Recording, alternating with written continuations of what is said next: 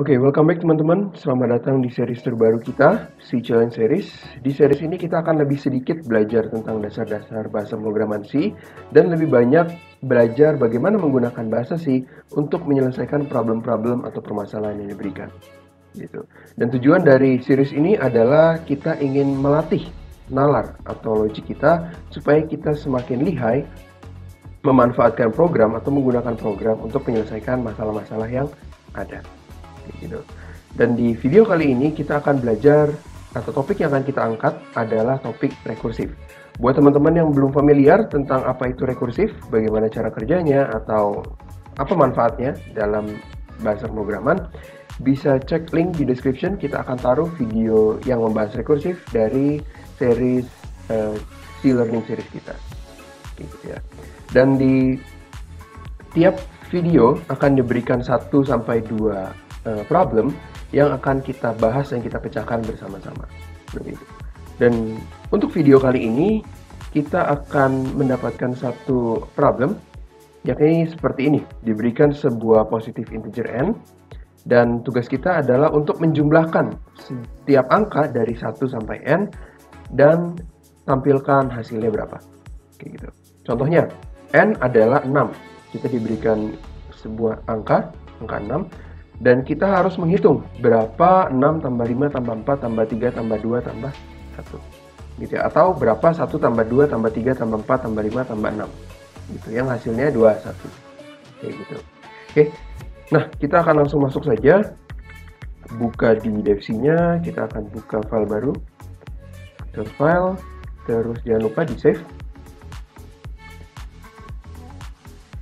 Biasakan atau jadikan saving itu menjadi sebuah habit ya, supaya karena kita nggak ada yang tahu kapan programnya nge-crash, kapan tiba-tiba komputer kita mati. Kita akan berikan nama rekursif 1, lalu kayak biasa kita di URL main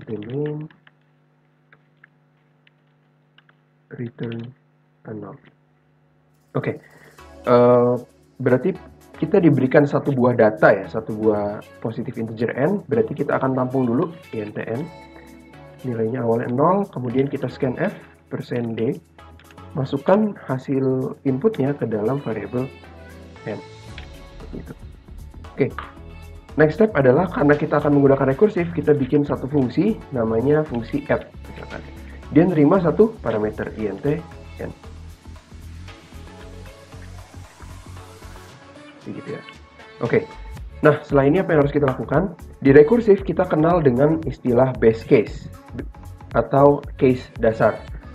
Base case ini akan digunakan untuk menentukan kapan kira-kira pemanggilan rekursif ini akan berhenti. Seperti itu.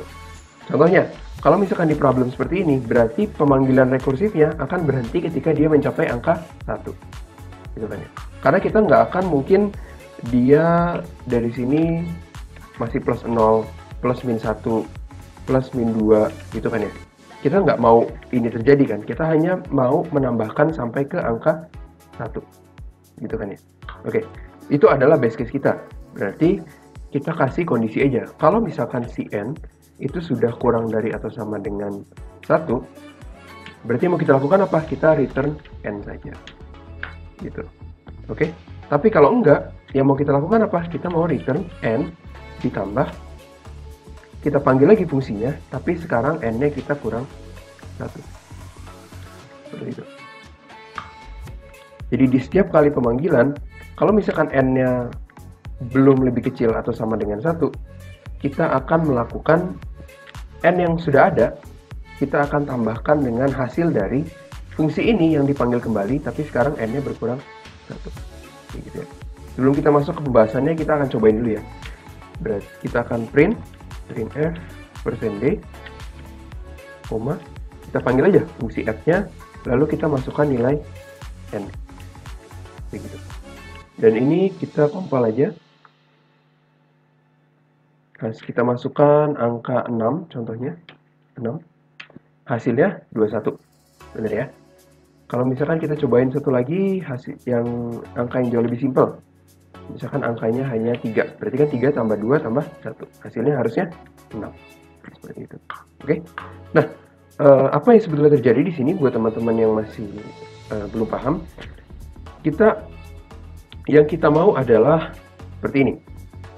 Ketika add ini pertama kali dipanggil, nilai dari n adalah 6, ya kan? Karena kita inputnya di sini contohnya 6. Gitu. Berarti add akan menerima n dengan nilai 6. Gitu. Lalu dia akan cek, apakah 6 kurang dari sama dengan 1? Rupanya tidak kan? Berarti dia akan return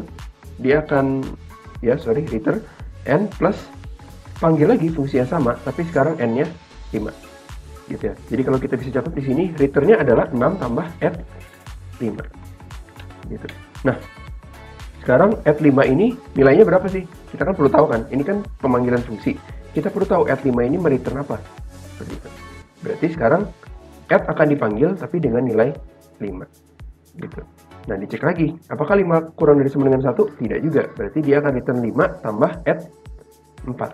Gitu. Berarti di sini 5 ditambah add 4. Gitu. Kita akan lakukan lagi hal yang sama. Berarti add 4 nih berapa nih hasilnya nih? Add 4 adalah 4 ditambah add 3. Gitu ya. Terus 3 berapa? 3 adalah 3 ditambah add 2. 2 berapa? 2 adalah 2 ditambah add 1. 1 berapa? Kita akan cek lagi. Dia menerima n-nya 1. Apakah 1 kurang dari sama dengan 1? Iya. Karena iya, berarti kita akan return angkanya langsung. Gitu. Kita tidak memanggil fungsi ini lagi. Gitu. Karena kita returnnya di sini.